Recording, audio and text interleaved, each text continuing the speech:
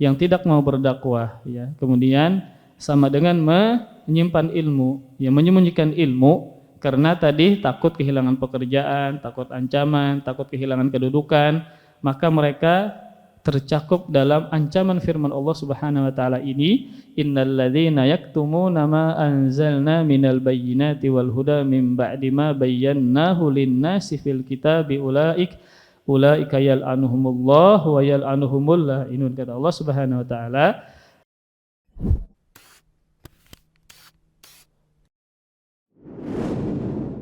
Bismillah. Assalamualaikum warahmatullahi wabarakatuh. Innal hamdalillah nahmaduhu wa nasta'inuhu wa nastaghfiruh wa na'udzu billahi min shururi anfusina wa min sayyiati a'malina. May yahdihillahu fala mudilla lahu wa may yudlil fala hadiya lahu. Wa asyhadu an la ilaha illallah wahdahu la syarika lahu wa asyhadu anna Muhammadan 'abduhu wa rasuluhu fala wala nabiyya ba'dah. Qala Allah Ta'ala fil Qur'anil Karim, ya ayyuhalladzina amanu taqullaha haqqa tuqatih wa la tamutunna illa wa antum muslimun. Ya ayyuhan nasu taqu rabbakumul ladzi khalaqakum min nafsin wahidah wa khalaqa minha zawjaha wa batha minhuma rijalan katsiran wa nisaa'a wattaqullaha alladzi tasaaluna bihi wal arham innallaha kana 'alaikum raqiba.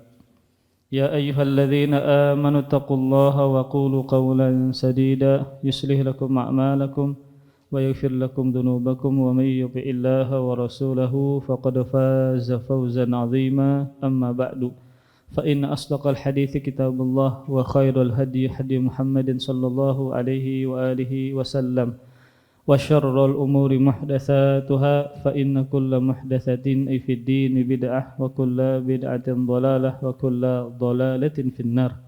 Alhamdulillah, marilah kita sama-sama bersyukur kepada Allah Subhanahu wa taala. Pada kesempatan subuh ini Allah masih memberikan kita nikmat umur, nikmat Islam dan iman, dan semoga Allah Subhanahu wa taala masih memberikan nikmat-nikmat yang lain. Di antaranya adalah nikmat mendapatkan hidayah dan petunjuk dari Allah Subhanahu wa taala. Kemudian salawat serta salam semoga selalu tercurahkan kepada panutan kita Nabi kita Muhammad sallallahu alaihi wa alihi wasallam, dan juga kepada para keluarga, para sahabat dan orang-orang yang senantiasa meniti sunnah beliau sampai hari kiamat kelak. Amin ya rabbal alamin. Kita masih membahas kitab Minhaj Firqah Najiyah yang disusun oleh Syekh Muhammad Jamil Zainu, dan kita sampai di pembahasan tentang mauqiful ulama minat tauhid, sikap ulama terhadap tauhid, halaman 52. Halaman 52. Pada bulan sebelumnya kita sudah membahas tingkatan yang paling utama, yaitu tingkatan pertama dan tingkatan kedua. Ringkasnya adalah secara terkhusus penulis membahas bagaimana ulama ketika dihadapkan dengan tauhid, apakah mereka menyampaikannya, apakah mereka berani menjelaskannya, dan seterusnya. Karena para ulama adalah para nabi dan pewaris para nabi, maka otomatis mereka harus mengikuti langkah para nabi ketika berdakwah. Maka sebagaimana para nabi ketika berdakwah, maka mengawali dengan dakwah tauhid, mengajak orang agar senantiasa beribadah hanya kepada Allah Subhanahu wa taala. Maka begitu pula para ulama, seharusnya mereka mengikuti langkah dakwah para nabi, yaitu sama-sama yang pertama yang mereka jelaskan, yang mereka sebarkan, yang mereka ajarkan adalah berkaitan dengan masalah tauhid, dan menjelaskan kepada umat lawan dari tauhid, yaitu kesyirikan. Kemudian penulis menyebutkan tingkatan paling utama dari sikap ulama terhadap tauhid, yaitu ulama yang memahami tauhid. Otomatis dia, ulama ini harus belajar dulu, harus belajar urutan-urutan berkaitan dengan masalah tauhid, dan juga memahami arti penting dari tauhid dan segala macam bentuk dari tauhid. Dan juga para ulama yang belajar tauhid ini juga harus mengetahui lawan dari tauhid, yaitu syirik dan macam-macamnya. Nah, setelah mereka belajar dulu, memahami dulu, barulah mereka melaksanakan kewajiban mereka, yaitu menyebarkannya, menjelaskan tentang tauhid dan syirik kepada manusia menggunakan dalil, menggunakan hujjah dari Alkitab dan sunnah Nabinya Sallallahu Alaihi Wasallam. Kemudian ketika mereka belajar tadi, memahami, kemudian mereka sebarkan ya dengan dalil ya, maka otomatis para ulama ini akan menemukan sebagaimana yang ditemukan oleh para nabi, yaitu berupa ujian dalam berdakwah. Entah itu adalah tuduhan, entah itu adalah hinaan ya, dan macam-macam. Maka ketika mereka dituduh ya, atau dihina, atau dizalimi dan seterusnya karena mereka menyebarkan tauhid, maka mereka punya moto hidup ya, sebagaimana yang Allah sebutkan dalam Al-Qur'an ketika Allah memerintahkan Nabi Muhammad sallallahu alaihi wasallam, ketika Nabi Muhammad juga mendapatkan perlakuan yang demikian. Firman Allah Subhanahu wa taala dalam surah Al-Muzammil ayat 10, wasbir ala ma yaqulun wahjurhum hajran jamila. Kata Allah Subhanahu wa taala kepada Nabi Muhammad sallallahu alaihi wasallam, dan bersabarlah engkau terhadap apa yang mereka ucapkan dan jauhilah mereka dengan cara yang baik. Maka di sini Rasulullah sallallahu alaihi wasallam diperintahkan Allah dengan dua hal. Yang pertama adalah bersabar dengan segala ucapan dan tindakan mereka. Kemudian yang kedua, jauhilah mereka dengan cara yang baik. Artinya tidak membalas ya ketika dizalimi, ketika dihina dan berbagai macam tuduhan. Dan juga jangan memperdulikan hinaan-hinaan tersebut, tetap fokus berdakwah di jalan Allah Subhanahu wa taala. Ini juga Allah isyaratkan ya, dan perintahkan kepada Rasulullah sallallahu alaihi wasallam ketika Rasulullah pernah dihina. Ini sering ulun-ulang. Ketika Rasulullah sallallahu alaihi wasallam ditinggal wafat oleh anaknya yang bernama Ibrahim, ya, anak terakhir laki-laki beliau meninggal dalam keadaan kecil. Lalu ada orang musyrikin yang ngata-ngatai Nabi dengan mengatakan abtar. Sesungguhnya engkau adalah yang terputus keturunan. Maka Allah Subhanahu wa taala menghibur Rasulullah sallallahu alaihi wasallam dengan menurunkan surah Al-Kautsar yang di dalamnya Allah berikan nikmat kepada Nabi Muhammad sungai Al-Kautsar. Kata Allah Subhanahu wa taala, inna a'tainakal kautsar, sesungguhnya kami memberikanmu sungai Al-Kautsar. Kemudian fasholli li rabbika wanhar, maka salatlah dan menyembelihlah untuk Tuhanmu.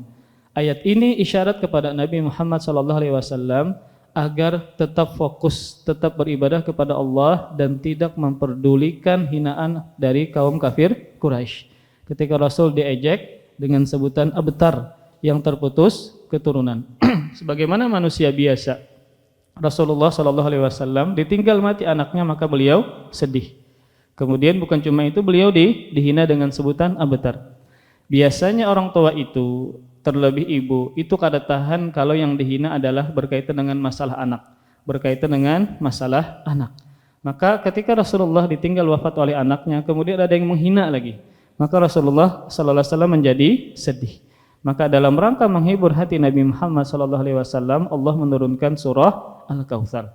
Kemudian juga Allah mengisyaratkan kepada Nabi Muhammad untuk tetap melaksanakan ibadah, fokus dakwah tanpa memperdulikan hinaan-hinaan tersebut dengan mengatakan fasholli li rabbika wanhar, maka teruslah salat dan menyembelih untuk Rabbmu Allah Subhanahu wa taala. Maka isyaratnya adalah bahwa ketika kita mendapatkan ujian yang bermacam-macam atau berkaitan dengan kita berdakwah atau berkaitan dengan keistiqomahan kita dalam menjalankan sunnah ini, pasti ada yang tidak suka. Maka jangan baper ya, jangan membawa perasaan, maka tetap fokus beribadah kepada Allah Subhanahu wa taala. Jangan sampai seseorang itu berhenti dari istiqomah menjalankan sunnah ini karena dengan hinaan orang. Disambati macam-macam ya. Kita berjanggut disambati. Nah, kemudian kita cingkrang disambati, macam-macam disambati. Maka tidak ada habisnya kita melihati dan mendengar sambatan orang. Maka tetap fokus beribadah kepada Allah Subhanahu wa taala. Maka sebagaimana para nabi, para ulama yang menjalankan misi para nabi dalam rangka berdakwah, dakwah tauhid, pasti mereka mendapatkan tantangan, ya, entah itu berupa ucapan atau lebih dari itu adalah tindakan seperti fisik dan seterusnya. Maka syiar mereka, moto mereka yang harus ditanamkan adalah firman Allah Subhanahu wa taala. Yang pertama adalah sabar, yang kedua menjauhi dengan cara yang baik. Sabar dan menjauhi dengan cara yang baik. Siapa tahu ketika kita diejek, disambati, tapi kita tetap sabar. Tapi kita tetap tidak membalas, menjauhi dengan cara yang baik. Siapa tahu mereka menerima dakwah ini. Siapa tahu mereka tertarik ya ketika kita malah menghadapi dengan akhlak yang baik. Kemudian dalil yang kedua tentang sabar ketika menjalankan agama, ya sabar ketika berdakwah. Ketika Luqman Al-Hakim mewasiatkan kepada putranya seperti yang Allah sebutkan dalam Al-Quran surah Luqman ayat 17, ya bunayya aqimis sholata wa'mur bil ma'rufi wanha 'anil munkar wasbir 'ala ma asabak inna dzalika min azmil umur. Kata Allah Subhanahu wa taala, wahai anakku, dirikanlah salat dan suruhlah manusia mengerjakan yang baik dan cegahlah mereka dari perbuatan yang mungkar. Jadi Luqman mewasiatkan secara khusus kepada anaknya. Di antara wasiatnya di ayat yang lain adalah untuk meninggalkan kezaliman yang paling besar, kesyirikan. Kemudian di antara wasiatnya juga adalah mendirikan sholat. Kemudian beramar ma'ruf dan bernahi mungkar. Ketika seseorang beramar ma'ruf dan bernahi mungkar berkaitan dengan menyuruh manusia kepada kebaikan, maka beliau mengingatkan kepada anaknya, dan bersabarlah terhadap apa yang menimpa engkau. Karena ketika berkaitan dengan orang lain, ya berkaitan dengan nahi mungkar, terlebih berkaitan dengan nahi mungkar, pasti ada hal-hal yang tidak mengenakkan yang kita dapatkan. Maka kata ayah ini kepada si anak, hendaklah dia bersabar ketika beramar ma'ruf dan bernahi mungkar. Sesungguhnya yang demikian tersebut termasuk hal-hal yang diwajibkan oleh Allah Subhanahu wa taala, mengerjakan salat ya, kemudian juga beramar ma'ruf dan bernahi mungkar dan bersabar. Maka setiap ada dakwah yang kita berikan, nasihat yang kita berikan, maka ada konsekuensinya. Yaitu apa? Bisa jadi orang itu menolak, kemudian ketika menolak maka diiringi dengan hinaan dan cercaan. Maka sebagaimana para nabi, kita pun juga demikian. Maka kewajiban kita adalah bersabar dan menjauhi dengan cara yang baik. Maka ini tingkatan yang paling utama dari para ulama ketika mereka dihadapkan dengan tauhid. Mereka belajar, mereka memahami, kemudian mereka sebarkan. Ya, mereka sebarkan. Maka seorang ulama, seorang penuntut ilmu agama yang belajar tauhid, maka dia harus menyebarkannya, maka harus dia menjelaskannya. Kemudian tingkatan yang kedua, ini masih murojaah, mereka adalah ulama yang meremehkan dakwah tauhid yang menjadi dasar agama Islam. Jadi dakwah tauhid adalah dasar dari agama Islam. Dan mereka merasa cukup mengajak manusia terhadap perkara-perkara fikih saja, tidak menjelaskan berkaitan dengan masalah tauhid. Seperti mengajarkan perkara sholat, kemudian menjelaskan hukum, berjihad, tanpa berusaha meluruskan akidah umat Islam. Jadi ketika berdakwah maka tidak menjelaskan tauhid. Ini berbeda dari yang tingkatan pertama. Kalau tingkatan pertama mereka menjelaskan tauhid. Tingkatan yang kedua, ulama ini, ya dai ini, dia hanya fokus kepada masalah fikih saja, tidak menjelaskan umat terhadap tauhid. Maka dai atau ulama seperti ini, ya, ketika menjelaskan umat berkaitan dengan masalah ibadah saja, tidak meluruskan tauhid, apakah mereka tidak mendengar firman Allah Subhanahu wa taala, walau asyraku lahabita anhum ma kanu ya'malun. Kata Allah Subhanahu wa taala, seandainya mereka menyekutukan Allah, niscaya hilanglah dari mereka amalan yang telah mereka kerjakan.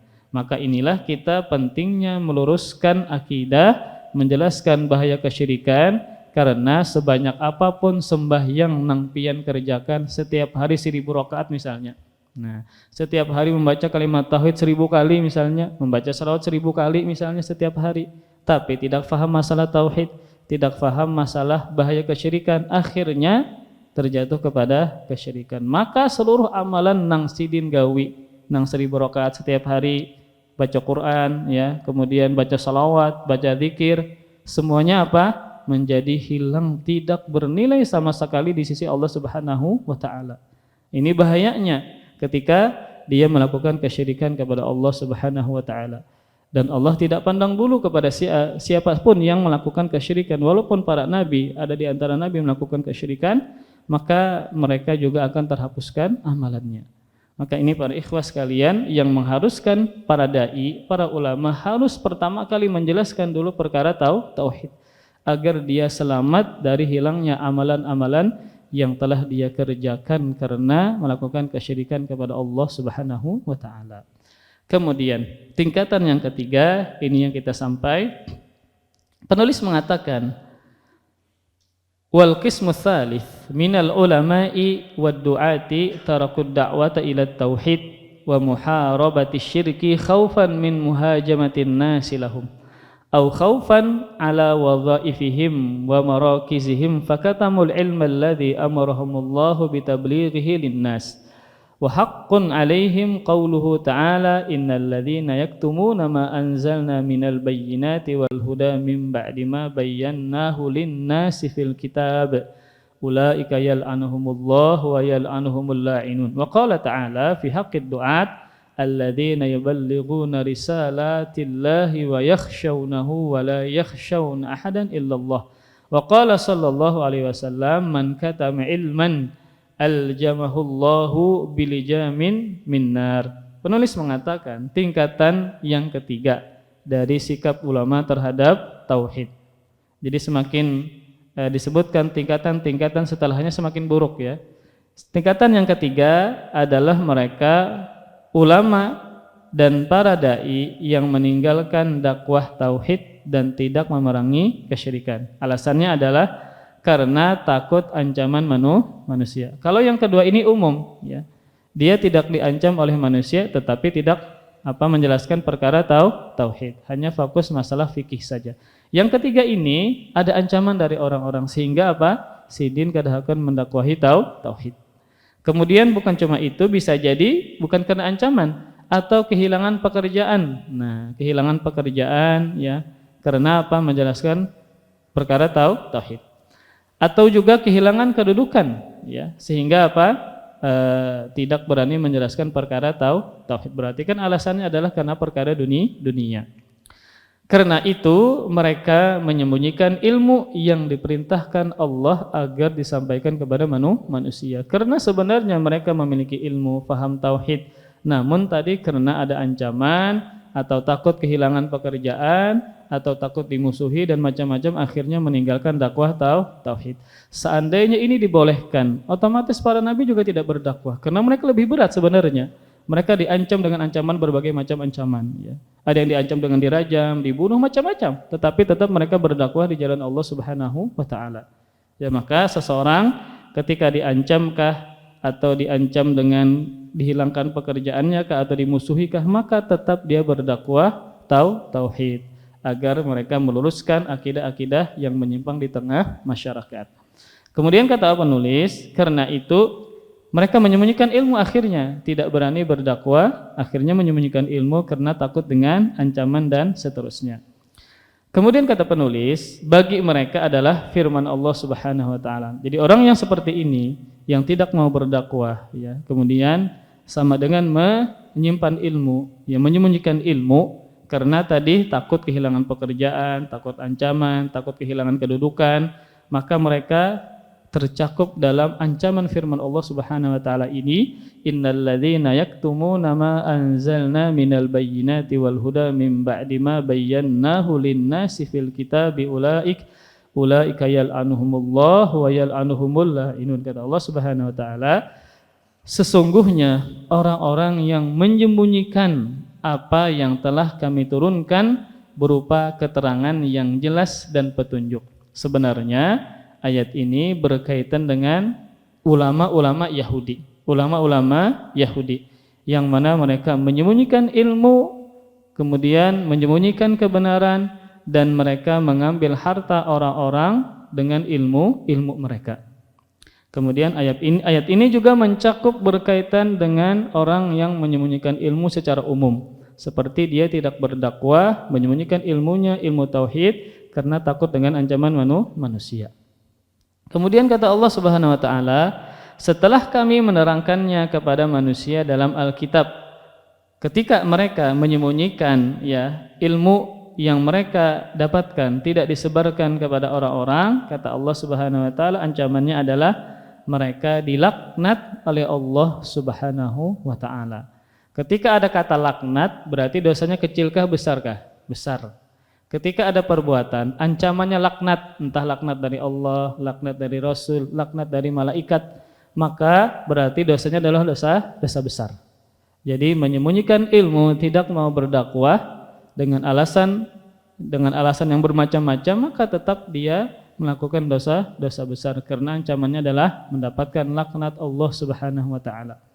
Maka seorang yang belajar, yang menuntut ilmu agama bertahun-tahun, dia harus membaca firman Allah Subhanahu wa taala ini.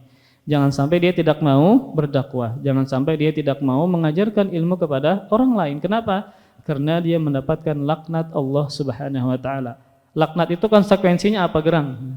Laknat itu konsekuensinya adalah dia dijauhkan dari rahmat Allah Subhanahu wa taala.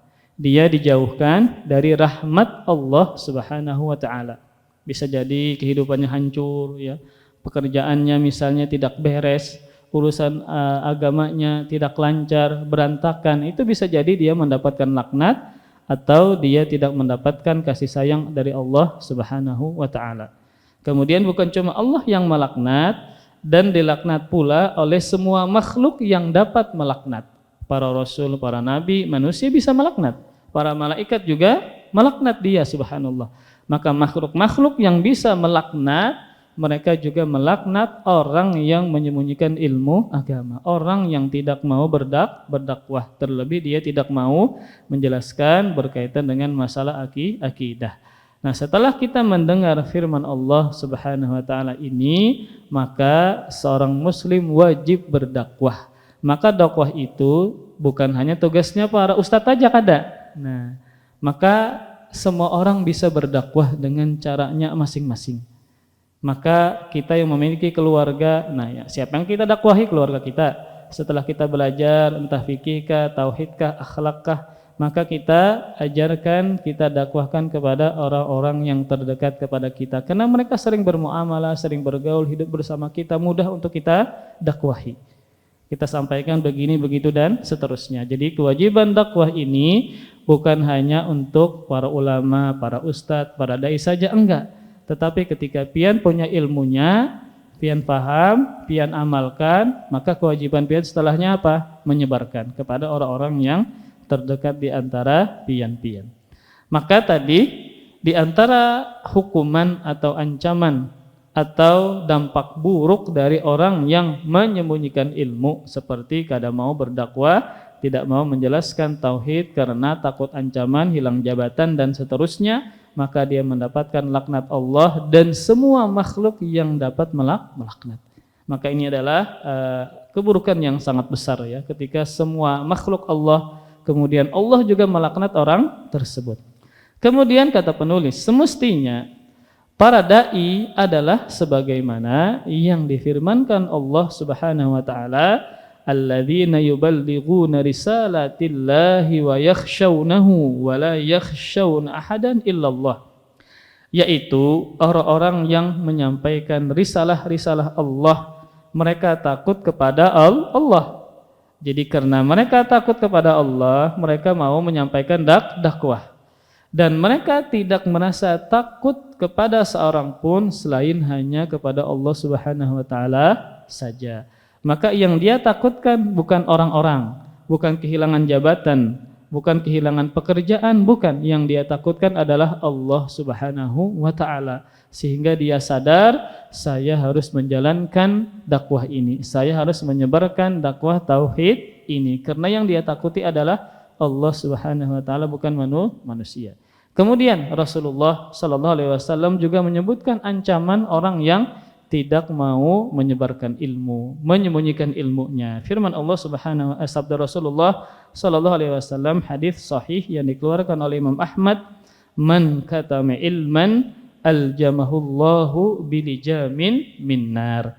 Barang siapa yang menyembunyikan ilmu, ada ilmu dia sekolah, dia memondok, ya, dia kuliah, jadi puluhan tahun dia belajar menuntut ilmu agama, tapi setelah lulus misalnya tidak mau berdakwah, ya, tidak mau mengajar, tidak mau berdakwah, tidak mau ceramah, tidak mau menyebarkan ilmunya, maka ini ada ancaman yang lain yang Rasulullah sallallahu alaihi wasallam sebutkan.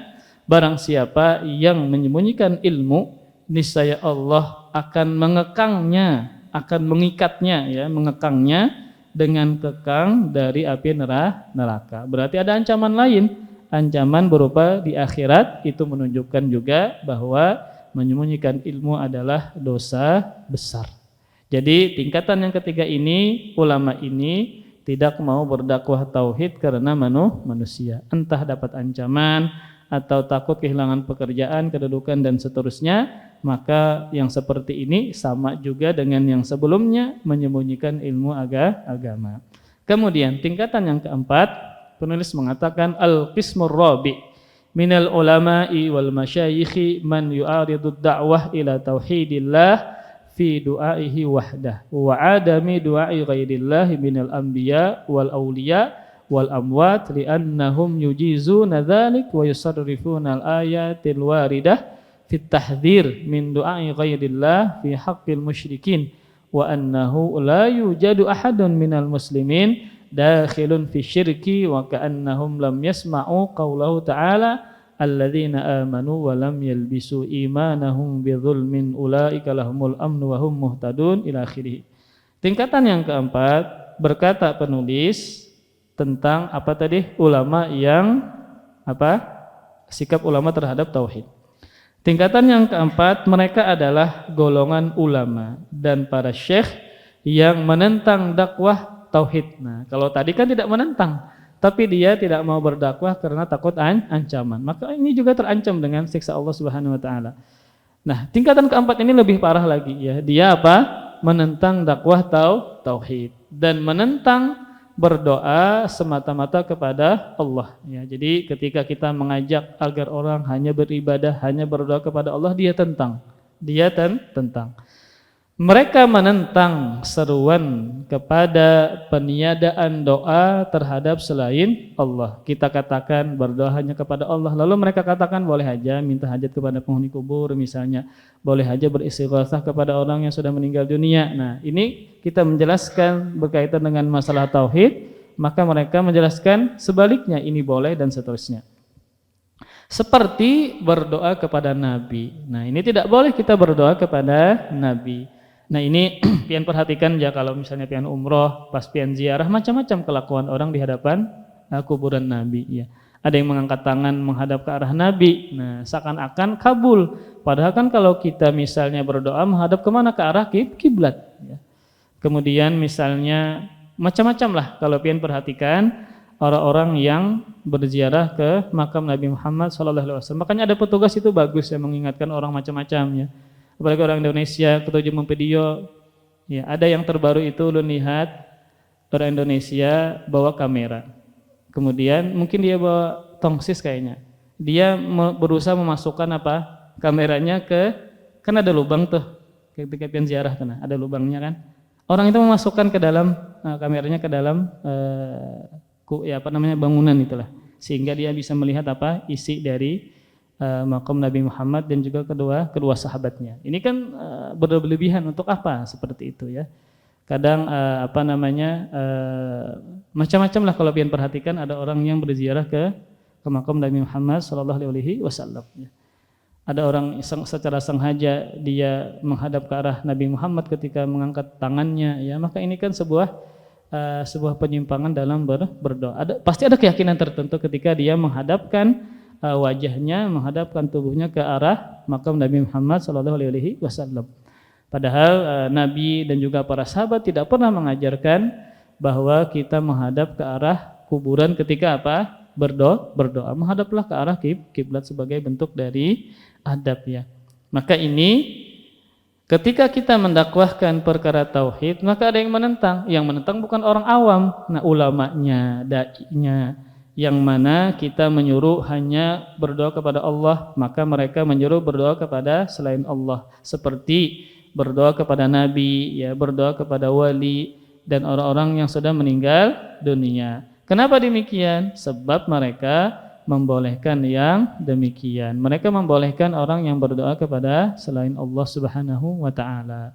Akhirnya ya tidak sedikit dari kaum muslimin yang berdoa meminta hajat kepada selain Allah Subhanahu wa taala. Kenapa demikian? Karena ada syubhat yang mereka dapatkan dari siapa? Dari ulama mereka sendiri. Nah, maka inilah tantangan terberat kita, ya. Orang awam itu, sebagian kaum muslimin itu, kenapa begitu kokohnya mereka, ya, tetap mempertahankan ajaran mereka, boleh meminta kepada selain Allah, boleh berdoa kepada selain Allah, karena ada gurunya, ada ulamanya yang menjelaskan itu boleh. Nah, itu yang terberat dari kita. Makanya kenapa sulit mereka ini mendapatkan hidayah? Karena tadi syubhat. Karena ada keyakinan dari mereka bahwa itu hukumnya adalah benar. Yang sulit itu adalah ketika kerusakan ini, ya, dianggap sebagai kebenaran, itu yang sulit untuk diluruskan. Berbeda dengan zina. Semua orang sepakat zina itu adalah hukumnya haram. Berbeda dengan perbuatan bid'ah misalnya. Kenapa sulit untuk bertobat? Karena dia meyakini yang dia kerjakan adalah ibadah. Karena dia meyakini yang dia kerjakan adalah benar. Sehingga apa? Sulit untuk diluruskan. Berbeda dengan dosa-dosa besar yang lain, yang mana mereka yakin itu adalah haram dosa besar. Kayak berzina, minum khamar. Enggak ada ulama mereka mengatakan zina, minum khamar itu benar, ya, boleh, enggak ada. Tetapi berkaitan dengan penyimpangan, entah masalah akidah, masalah ibadah, maka mereka meyakini itu ada benarnya, ada kebenarannya, ada dalilnya dari siapa? Dari ulama mereka sendiri. Kemudian penulis mengatakan mereka menyelewengkan ayat-ayat ancaman berdoa kepada selain Allah Subhanahu wa taala hanya untuk orang musyrikin saja. Nah, jadi ancaman bahwasanya berdoa itu tidak boleh hanya kepada selain Allah, maka kata mereka itu ancaman ada untuk orang musyrikin saja. Orang beriman enggak mungkin dia melakukan kesyirikan. Kata mereka. Mereka beranggapan, nah, tidak ada satupun umat Islam yang tergolong musyrik atau melakukan kesyirikan. Jadi kata mereka, tidak mungkin orang Islam itu melakukan kesyirikan. Orang syirik itu adalah hanya orang musyrikin saja yang benar-benar mereka menyembah dan sujud kepada berhala, kata mereka. Jadi mereka beranggapan tidak terjadinya kesyirikan kepada kaum muslimin. Padahal kalau kita perhatikan, ketika Rasulullah menjelaskan berkaitan dengan masalah kesyirikan, seperti misalnya sebelum Nabi meninggal dunia, di antara pelajaran akidah adalah Rasulullah menjelaskan bahwa Allah melaknat orang-orang Yahudi dan Nasrani karena mereka menjadikan kuburan-kuburan mereka sebagai tempat ibadah, sebagai masjid. Nabi menyampaikan kepada siapa? Orang berimankah atau orang tidak berimankah? Kepada para sahabat. Kepada siapa? Para sahabat yang keimanannya luar biasa. Kemudian juga Nabi pernah menasihati para sahabat, mengkhawatirkan para sahabat tentang syirik kecil. Padahal sahabat ini kan luar biasa imannya, tidak mungkin mereka melakukan kesyirikan kepada Allah Subhanahu wa taala. Tetapi tetap Nabi mengatakan, sesungguhnya yang paling aku takutkan kepada kalian adalah syirik kecil. Apa kata Nabi? Syirik kecil adalah riya. Nah, ini kan para sahabat yang mendengarkannya, yang kita meyakini mereka jauh dari perbuatan riya, tetapi Nabi mengkhawatirkan itu terjadi kepada mereka. Maka ketakutan, kekhawatiran Nabi kepada para sahabat bisa terjadi. Kenapa demikian? Karena kalau berkaitan dengan riya itu banyak menghampiri orang-orang yang ahli ibadah. Riya itu banyak menghampiri siapa? Orang-orang yang ahli ibadah, karena dia sering beribadah, sering dilihat orang-orang, maka bisa timbul penyakit riya. Maka Nabi mengkhawatirkan syirik kecil kepada para sahabat. Kemudian juga berkaitan dengan masalah ancaman-ancaman kesyirikan, Nabi sampaikan kepada siapa? Kepada para sahabat. Kemudian kata penulis, apakah mereka tidak pernah mendengar firman Allah Subhanahu wa taala yang menyatakan orang Islam pun sangat mungkin terjatuh ke dalam praktek kesyirikan. Firman Allah Subhanahu wa taala dalam surah Al-An'am ayat 82. Kata Allah Subhanahu wa taala, alladzina amanu wa lam yalbisu imanahum bidzulmin ulaika lahumul amnu wa hum muhtadun.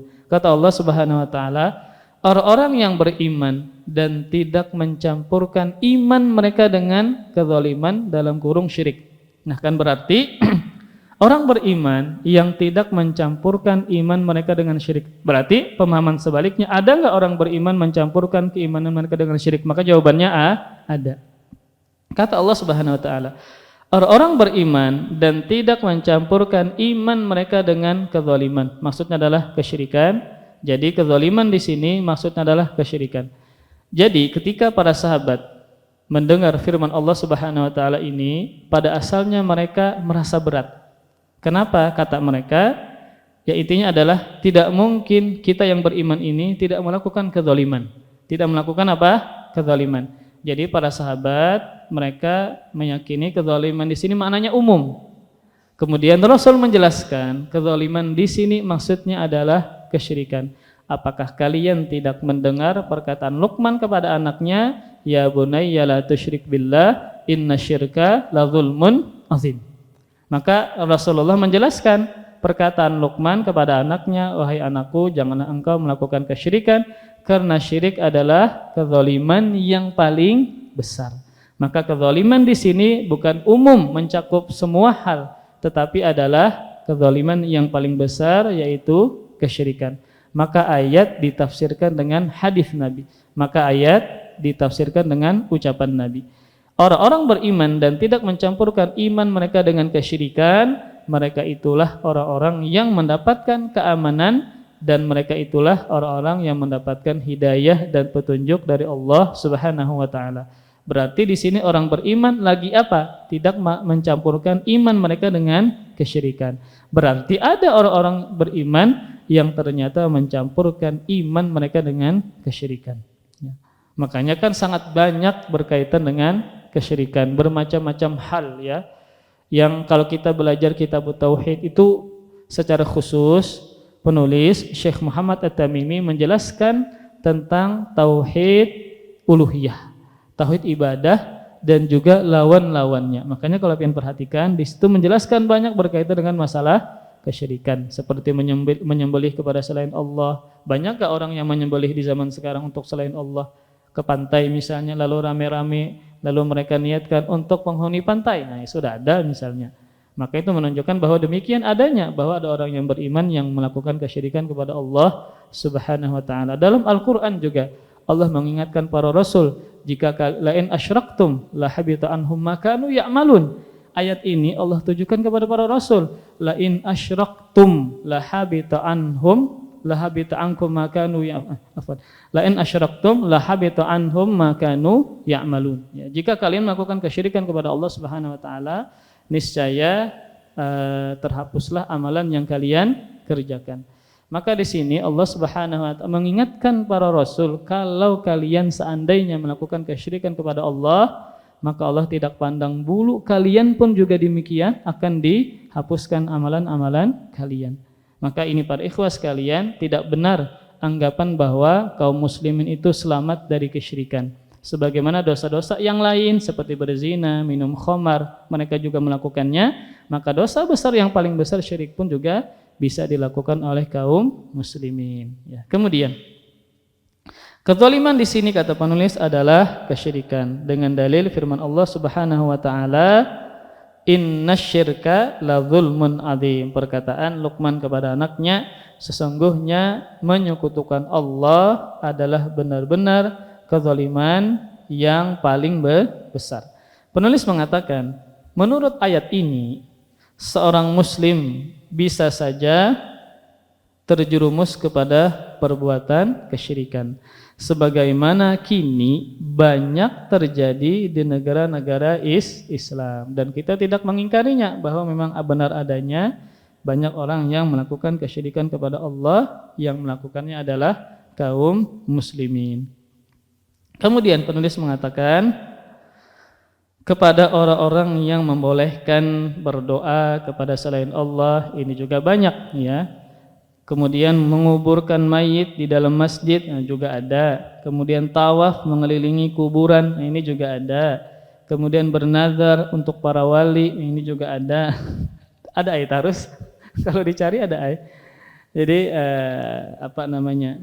Ya begitulah ya realitanya terjadi di tengah masyarakat. Terkadang mereka tidak sadar itu adalah kesyirikan karena mereka dapat ilmunya dari ulama mereka sendiri.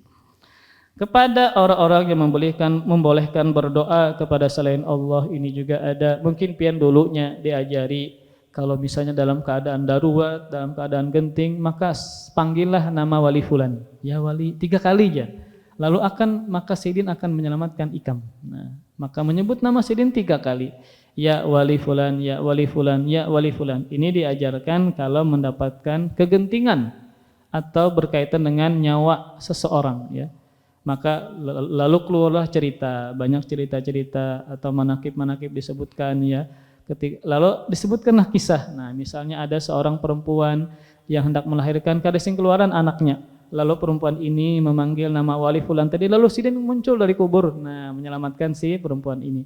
Ada juga misalnya cerita orang yang dirantai, ya dia dihukum misalnya dirantai. Ini ceritanya ulun dengar, mungkin pun mendengar juga. Ada orang yang dirantai, diikat dia dengan rantai besi. Lalu dia mendengar syekh, lalu dia memanggil wali yang sudah meninggal dunia. Ya syekh fulan, ya syekh fulan, ya 3 kali. Wali ini 3 kali. Akhirnya datang walinya, muncul dari kubur menyelamatkan orang tersebut. Nah, ini kan cerita kita kada tahu dari mana sumbernya ya. Dan ini dibaca ramai di tengah kaum muslimin. Syekh siapa, wali siapa seperti itu. Akhirnya ketika dia mendengar kisah ini, manakib ini, orang banyak melakukan demikian karena salah informasi, salah ilmu. Nah, ini berat tugas kita ketika menjelaskan di tengah masyarakat yang sudah membudaya mereka baca tiap tahun, tiap bulan, momen-momen tertentu dibaca.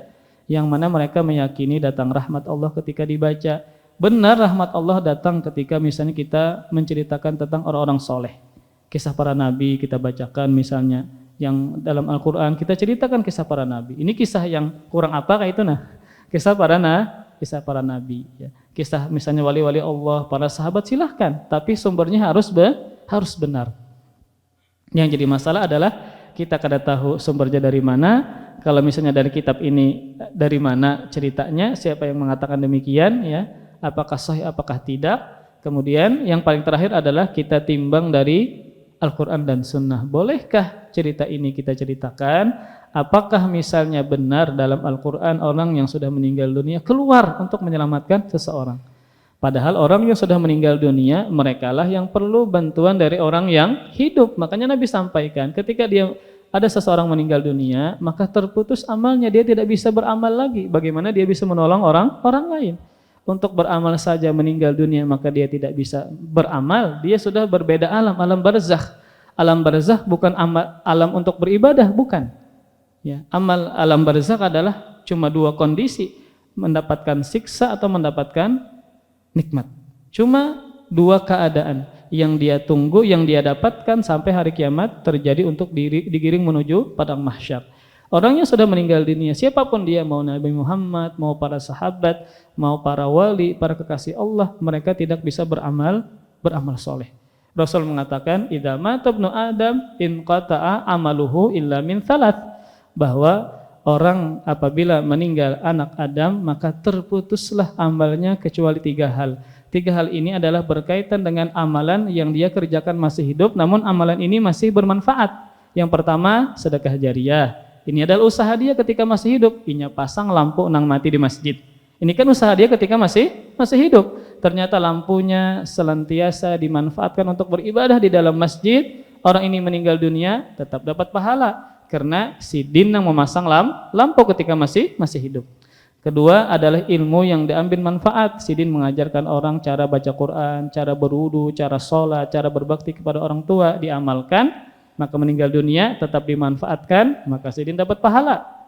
Kemudian yang ketiga, anak soleh yang mendoakan kebaikan untuk orang tuanya. Ini juga adalah hasil didikan dari abahnya, dari mamanya, anaknya tumbuh menjadi anak yang soleh, maka meninggal abahnya, mamanya, anak solehnya mendoakan kepada kedua orang tuanya karena hasil didikan ketika abahnya masih hidup. Maka selain ini Tidak ada aliran-aliran pahala yang kita bisa dapatkan ketika meninggal dunia. Itu menunjukkan bahwa amal seseorang terputus ketika dia sudah meninggal dunia. Maka tidak bisa dia menolong orang, menolong diri sendiri aja nggak bisa dia. Ya, apalagi menolong orang lain. Maka orang yang sudah meninggal dunia ini, merekalah sebenarnya yang memerlukan bantuan, manfaat, kebaikan, pahala dari orang yang masih hidup. Jangan dibalik. Jangan dibalik.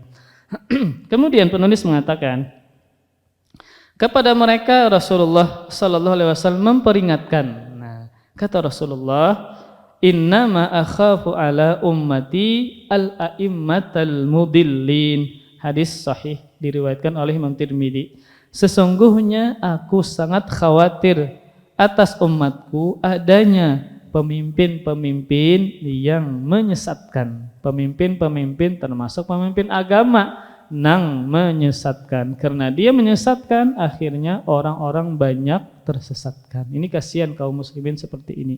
Ketika misalnya mendapatkan gurunya, mendapatkan pengajarnya, ternyata orang-orang yang menyesatkan. Akhirnya banyak syubhat-syubhat berkaitan dengan masalah akidah dan ibadah, ya mereka dapatkan, sehingga mereka sangat mungkin terjadi penyelewengan dalam akidah, misal meminta hajat kepada selain Allah Subhanahu wa taala. Kemudian kita teruskan, salah seorang syekh dari universitas, nah disebutkan di sini, belum kali sebutkan, seorang syekh dari salah satu universitas yang ada di Mesir, ya terdahulu, pernah ditanya tentang bolehnya sholat menghadap ke kuburan. Ada orang bertakun lawan seorang syekh ini. Jadi syekhnya boleh menghadap ke kuburan. Nah, kemudian syekh tersebut berkata, mengapa tidak dibolehkan sholat menghadap ke kuburan? Padahal Rasulullah Shallallahu Alaihi Wasallam dikubur di dalam masjid dan orang-orang sholat menghadap ke kuburannya. Ini bagaimana dia menjawab?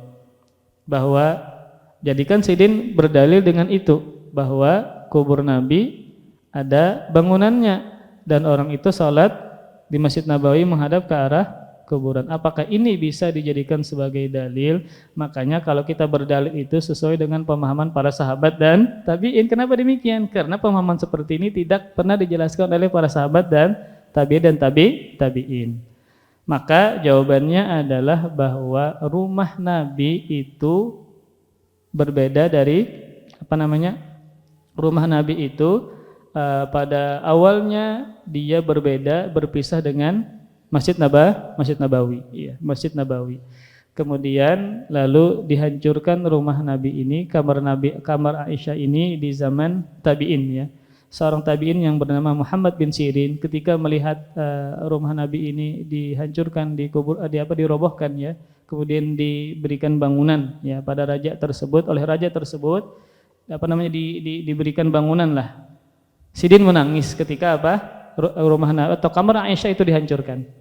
Ya, karena otomatis kita tidak bisa melihat lagi bagaimana kondisi rumah Nabi atau kamar Nabi bersama dengan Aisyah. Ya. Jadi pada asalnya adalah itu tidak digabungkan, ya, tetapi itu di luar masjid.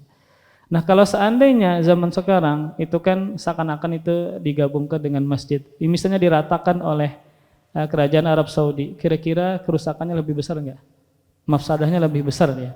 Maka itu pasti banyak orang yang menentang. Karena adanya kerusakan yang lebih besar, ya, maka dibiarkan seperti itu. Namun kita ingat bahwa Nabi melarang seseorang itu menjadikan kuburan-kuburan mereka, kuburan-kuburan kaum muslimin atau misalnya kuburan-kuburan secara umum dijadikan sebagai masjid atau tempat ibadah. Makanya Rasul sebelum meninggal dunia beliau mewanti-wantikan berkaitan dengan masalah kuburan. Allah melaknat orang Yahudi dan Nasrani karena mereka menjadikan kuburan Nabi mereka sebagai masjid tempat ibadah. Jadi ini tidak bisa dijadikan sebagai dalil, enggak, bahwa kuburan Nabi itu bukan di dalam masjid lalu dimasukkan oleh raja ketika itu. Yang mana sebenarnya para tabi'in menentang, ya, para tabi'in menentang. Maka kita harus bisa menjawab dengan ilmiah lah. Salah satunya adalah Nabi melarang kita untuk mengkuburkan di masjid. Kemudian juga Nabi melarang kita untuk sholat menghadap kuburan. kemudian juga para sahabat, para tabi'in dan tabi'in ya, maka mereka melarang ya seseorang itu salat menghadap ke arah kuburan. Maka tidak dibenarkan berdalil dengan yang seperti ini. Kemudian penulis mengatakan harus diingat bahwa Rasulullah Shallallahu Alaihi Wasallam tidak dikuburkan di dalam masjidnya, tapi beliau dikuburkan di rumah Aisyah radhiyallahu taala anha. Kenapa demikian? Karena Rasulullah sallallahu alaihi wasallam pernah bersabda yang intinya adalah setiap nabi yang meninggal dunia maka disitulah dia dikuburkan. Jadi ketika nabinya meninggal dunia maka di situ dikuburkan. Beda dengan kita, pian mati di masjid, kada dikuburkan di masjid tapi di kuburan. Jadi semua nabi itu di mana dia meninggal disitulah dia dikuburkan. Dan Rasulullah sallallahu alaihi wasallam meninggal dunia di pangkuan Aisyah di rumah beliau. Maka disitulah apa? Nabi dikuburkan. Dan itu bukan masjid tapi rumah Aisyah. Kamar Aisyah bukan masjid. Maka tidak benar berdalil dengan yang seperti tadi. Rasulullah sallallahu alaihi wasallam melarang salat menghadap ke kuburan. Nah, jadi kita itu dilarang salat menghadap ke arah kuburan. Dan sebagian dari doa Rasulullah sallallahu alaihi wasallam adalah Allahumma inni a'udzubika min ilmin la yanfa. Ini bagus pian amalkan. Ya Allah, sesungguhnya aku berlindung kepadamu dari ilmu yang tidak bermanfaat. Salah satunya fatwa tadi. Fatwa bolehnya apa? Salat menghadap kuburan karena dia berdalil kuburan Nabi di masjid. Kita jawab bahwa kuburan Nabi itu tidaklah di masjid. Asalnya adalah rumah Aisyah radhiyallahu taala anha. Kemudian pada zaman setelahnya ya, pada zaman tabi'in kemudian dihancur, kemudian dibikin bangunan yang lebih besar hingga pada sampai zaman sekarang. Kalau seandainya itu diratakan misalnya, maka akan banyak pertentangan dari banyak negara, makanya dibiarkan seperti itu karena ada kerusakan yang lebih besar kalau seandainya diratakan atau dipisahkan dari masjid. Nah, maka kita berlindung kepada Allah Subhanahu wa taala dari ilmu yang tidak bermanfaat, yaitu contohnya adalah ketika dia ditanya maka dia menjawab tanpa dengan dalil, atau dengan dalil tapi sisi pendalilannya enggak pas, maka seseorang harus berdoa kepada Allah agar dijauhkan dari ilmu yang tidak bermanfaat, ilmu yang tidak diamalkan ya, ilmu yang sumbernya tidak berdalilkan ya, tidak dari Al-Qur'an dan Sunnah. Maka kita berdoa kepada Allah Subhanahu wa taala agar dihindarkan dari ilmu yang tidak bermanfaat. Kemudian penulis mengatakan maksudnya adalah yang tidak aku ajarkan kepada orang lain. Ilmu yang tidak bermanfaat di sini penulis menjelaskan maksudnya adalah yang aku, kata Nabi, yang aku tidak ajarkan kepada orang lain. Maksudnya adalah yang Nabi tidak ajarkan maka jangan dikerjakan. Seperti apa tadi? Seperti menghadap ke arah kubur ini Nabi nggak pernah mengajarkan ya. Maka kita berlindung kepada Allah dari ilmu yang tidak diajarkan oleh Nabi seperti salat menghadap ke arah kuburan. Dan yang tidak aku amalkan, maka kita berlindung kepada Allah dari ilmu, dari ibadah yang tidak diamalkan oleh Nabi, serta yang tidak menggantikan akhlak-akhlakku yang buruk menjadi baik. Kemudian dan demikianlah menurut keterangan Al-Imam Al-Munawi bahwa kita berlindung kepada Allah dari ilmu yang tidak bermanfaat, maka maksudnya adalah dari ilmu yang tidak diajarkan oleh Nabi, dari ilmu atau ibadah yang tidak diamalkan oleh Nabi, dari akhlak-akhlak yang buruk ya, yang kita harus mengamalkan, yang dipraktekkan oleh Rasulullah berupa akhlak. Makanya ketika Aisyah ditanya bagaimana akhlak Nabi, maka Aisyah menjawab kana khuluquhul Quran. Akhlak Nabi adalah Al-Qur'anul Karim. Maka segala perintah dalam Al-Qur'an Nabi amalkan. Maka setiap larangan disebutkan dalam Al-Qur'an Nabi tinggalkan. Maka setiap akhlak yang baik dalam Al-Qur'an Nabi amalkan. Itulah maksud dari akhlak Nabi adalah Al-Qur'anul Karim. Wallahu a'lam bissawab. Kita sambung insyaallah tingkatan yang kelima, ini lebih parah daripada tingkatan yang sebelumnya. Wallahu a'lam bissawab. Kita tutup dengan kafaratul majlis. Subhanakallahumma wa bihamdika Asyhadu an la ilaha illa anta astaghfiruka wa atubu ilaik. Wassalamualaikum warahmatullahi wabarakatuh. Terima kasih. Jazakumullah khairan wa barakallahu fikum. Video ini dibuat atas partisipasi dari donasi Anda. Semoga menjadi amal jariah bagi Anda semuanya.